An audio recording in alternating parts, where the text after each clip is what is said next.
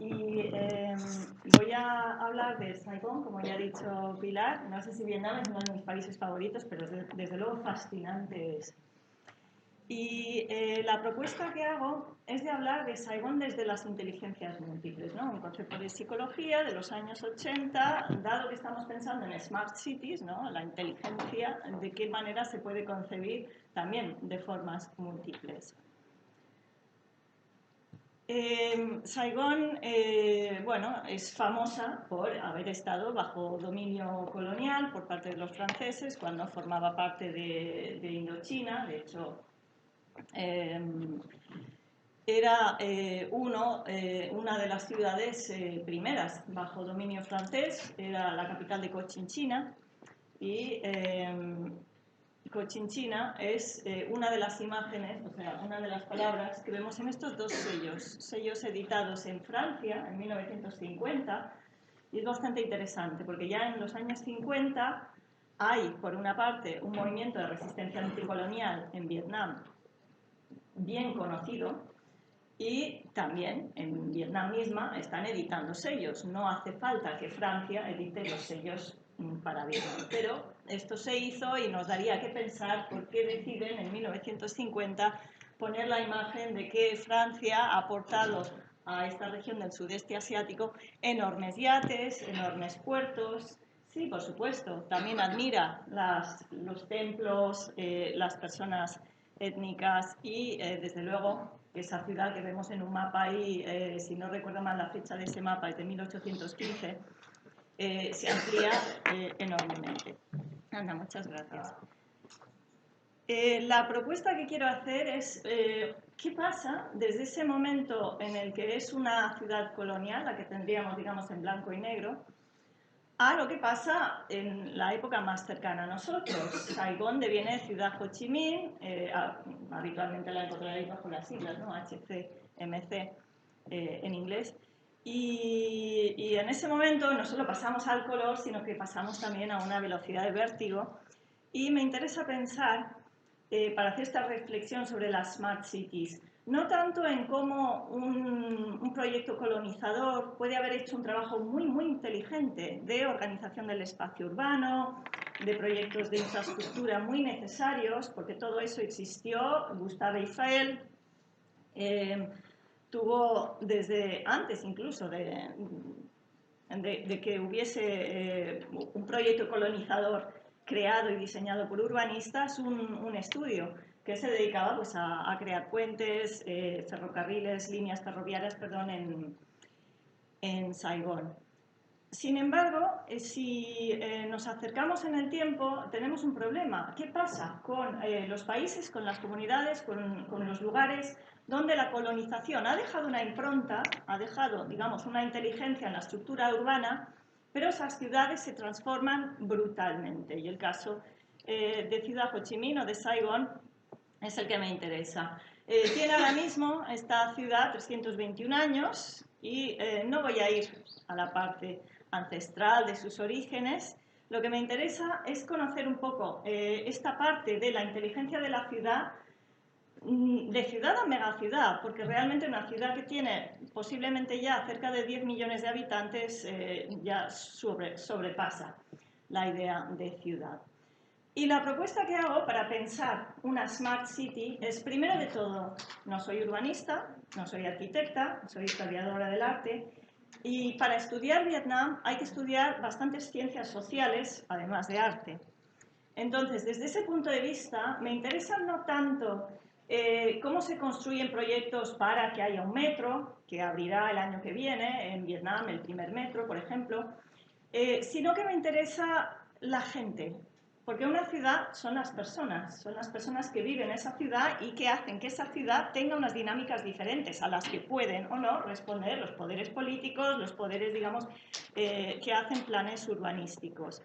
Entonces, en esta óptica, pues voy a intentar plantear, y son reflexiones que son muy abiertas, cómo esta idea de las múltiples inteligencias que supuestamente tenemos las personas, desarrollada, como digo, en los años 80 por Howard Gardner, podría hacernos pensar en las ciudades desde esta óptica. La primera, la inteligencia verbal, la inteligencia lingüística, el saber leer, el saber comunicarse, el saber hablar.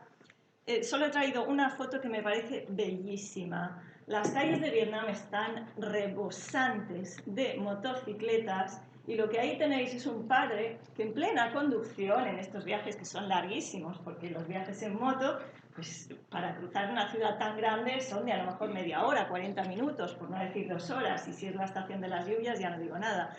Pero fijaros que la niña está leyendo un libro sentada en la moto. O sea, ¿cómo aprovechamos el commute, no? O sea, vamos en el metro y vamos leyendo. Bueno, pues en Vietnam todavía no hay metro, lo que hay es más de 6 millones de motocicletas y pueden servir para aprovechar y desarrollar capacidades lingüísticas, para educarse y para tener toda suerte de conversaciones, porque si os fijáis, el hombre que está detrás, con la camiseta de color burdeos, es una persona que está hablando por teléfono, ¿no? Eso de conducir y no utilizar el móvil, bueno. Entonces, las ciudades tienen comunidades, tienen personas que utilizan y desarrollan su inteligencia lingüística. Aquí sí podría hablar mucho de literatura, pero ya no daba tiempo. En cuestiones de inteligencia lógica, de matemática, de cómo pensamos las cosas para que sea fácil ubicar rápidamente, y no sé si se ve bien para las personas que quizás no están demasiado cerca, pero una de las cosas que más me gusta de Vietnam, sobre todo teniendo en cuenta lo enormes que son algunas de las ciudades, notablemente esta, la mayor, es que siempre podéis saber dónde estáis, porque casi todas las tiendas ponen exactamente qué número de la calle es, cuál es el nombre de la calle, cuál es el Phong, que vendría a ser como el barrio, y cuál es el Quan, que es el distrito. O sea, que la división de las ciudades está claramente marcada y, como sabemos por el caso de España, si llega un banco o una franquicia que quiere cubrir el nombre de una calle, pues tú ya no sabes si estás en esta calle o en aquella porque te han tapado la bellísima nota informativa que puso el ayuntamiento en su momento. Los veréis siempre estos carteles que nos anuncian el nombre y el lugar específico de las calles. Pero hay una inteligencia que me parece más divertida todavía, y es que los nombres de las ciudades han cambiado múltiples veces, pero la numeración no. O sea, que la numeración siempre corresponde a la que existía originalmente, y eso para los historiadores y para los urbanistas es muy útil, porque en una ciudad que cambia tanto se derriban un montón de edificios y tú cuando estás viendo documentación antigua puedes ver cuál es el nombre de la calle que ha cambiado, pero si tienes el número sabes exactamente dónde estaba el edificio que buscas, que ya no existe porque se derribó. Tengo que decir que el mayor problema que tiene ahora mismo Ciudad Ho Chi Minh, Vietnam y seguramente muchos otros países con un gran desarrollo, es que está demoliendo el patrimonio cultural de manera desbordante. Claro, yo miro con óptica de persona que tiene privilegio blanco, que yo tengo unas nociones de nostalgia sobre la bellísima arquitectura colonial y quizás no sea la manera correcta de entender con tristeza cómo estos edificios de 1880 a 1920 van desapareciendo a golpe de bola y de ladrillo. Otra inteligencia es la inteligencia musical, y aquí tenemos un colectivo artístico que nos va a ayudar. Saigon de Plum es una canción tradicional. Entonces esto me parece muy interesante porque tenemos un colectivo artístico contemporáneo que está hablando de Saigón, que está situando este baile ultracontemporáneo en las orillas del río Saigón, pero utilizando esta canción casi folclórica, cuya traducción es literalmente Saigón es muy bella, Saigón es muy bella, Saigón es muy bella. Me parece, como forma de inteligencia, una inteligencia emocional también muy bonita.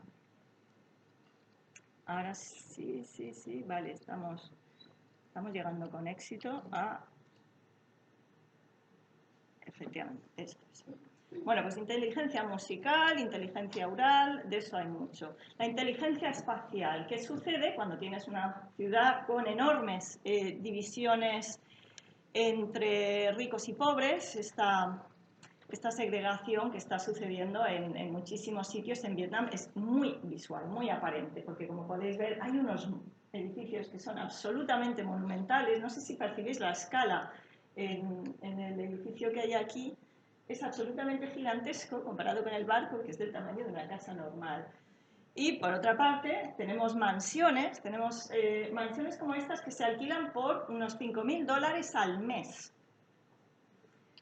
Y luego, chabolas. Entonces, la inteligencia espacial, ¿qué significa? Significa que las personas que constantemente no pueden permitirse el precio de los alquileres, pues se busca sus maneras de vivir siempre, claro, más en la orilla, en la periferia de la ciudad, en los márgenes del río. Pero desde el punto de vista espacial es una ciudad muy interesante por la variedad de escala, la variedad de visualidad, digamos, de los estratos sociales y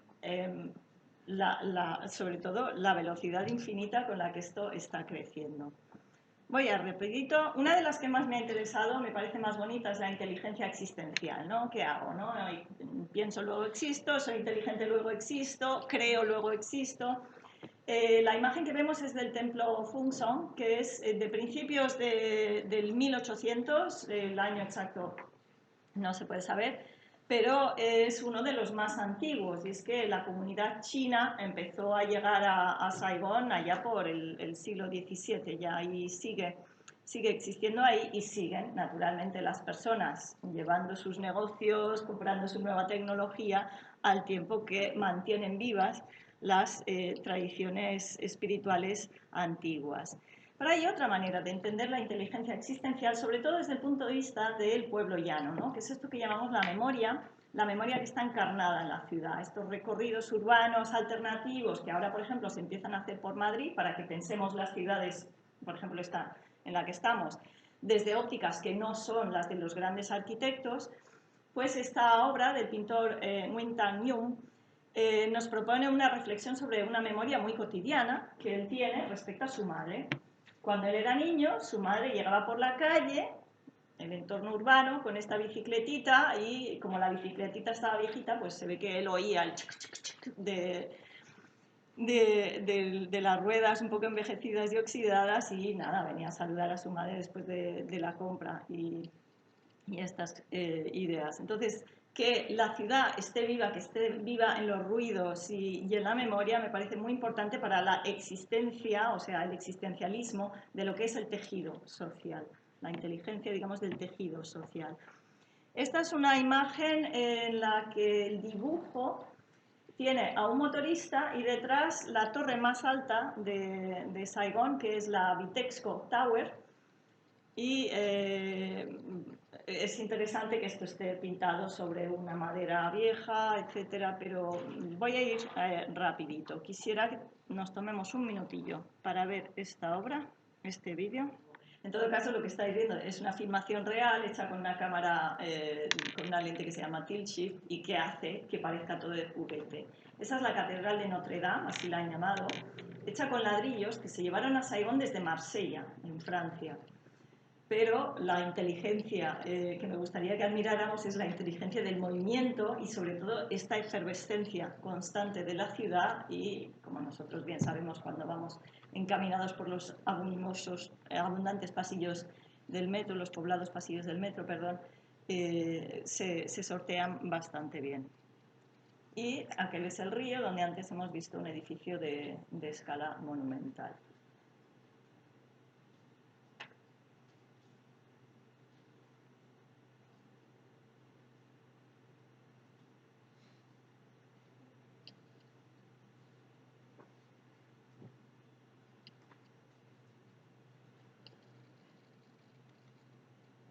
La inteligencia portuaria que se desarrolló. Bueno.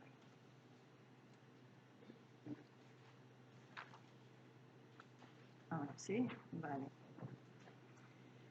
La inteligencia intrapersonal. Las personas que viven en la ciudad, como en esa ciudad están pensando sobre sí mismas, sobre, digamos, su autoconciencia, y me pareció muy bonita esta pintura del artista Lim Kim Kati para representar esta idea de que dentro de la ciudad somos millones de personas, y en Vietnam además bastante apiñadas, pero sin embargo se sigue manteniendo o buscando algún resquicio para pensar eso. Y también esta es una bonita forma de pensar lo intrapersonal, cómo somos las personas en esta ciudad que se mueve, bien en bicicleta, bien en motocicleta. Lo interpersonal, las relaciones entre las personas son naturalmente muy importantes en las ciudades. La idea de convivencia que tiene lugar siempre fuera, porque las personas están más fuera que dentro de sus casas. Y ya termino rápidamente con la idea del movimiento, de la inteligencia corporal, cómo son nuestros cuerpos, cómo cuidamos nuestros cuerpos, cómo apiñamos nuestros cuerpos para ir a trabajar. La imagen de los cascos, entendéis perfectamente que es una calle normalita, eso la apunta, eso es verdad, pero es normalita. Y las otras tres fotos, no sé si lo veis bien, pero tienen ropa que está colgada, porque en estos desplazamientos larguísimos que tiene que hacer la población de una ciudad tan grande, hay que lavar la ropa y según donde estés, pues la cuelgas en tu camión, la cuelgas en el puente que tienes más cerca en ese momento o la cuelgas en el cementerio. Y esto es un proyecto que hice yo. El muro es de una ONG y lo que hice es un mural, pero que está hecho con los productos de la demolición por un proyecto de gentrificación urbana. Es decir, toda una comunidad, la de Tu Tiem, fue sacada de una parte de Saigón y era una comunidad además muy bonita, con realmente personas que durante años pues tenían ahí unos lazos importantes y se decidió que ahí se iba a poner el distrito financiero. Estas personas pues fueron evacuadas, sacadas de ahí y con los restos de sus casas en la ONG hice un proyecto que contiene pues 100 kilos de cemento y basura, ruinas, residuo de los proyectos de gentrificación. Termino con esta. La última de las inteligencias en esta teoría es la inteligencia naturalística. ¿Qué sabemos de los árboles, de los pájaros? Y la verdad es que aquí en Madrid me he topado con gente que no distingue el romero de la lavanda, que no reconoce pues, el canto de un gorrión, y todas estas cosas pasan en general en las ciudades. Pero una cosa que sucede en Vietnam es que sigue estando muy presente la medicina tradicional, y este es el museo de la medicina en Saigón, en Ciudad Ho Chi Minh, donde se ha recreado una farmacia antigua que por supuesto no tiene medicamentos, lo que tiene son hierbas, lo que tiene son plantas, y es yo creo muy bonito que siga habiendo una gran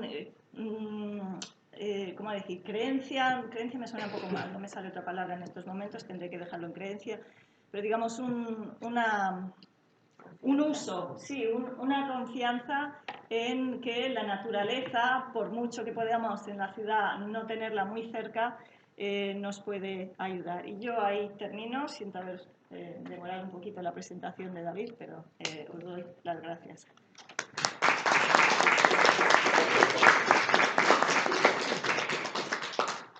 Muchas gracias.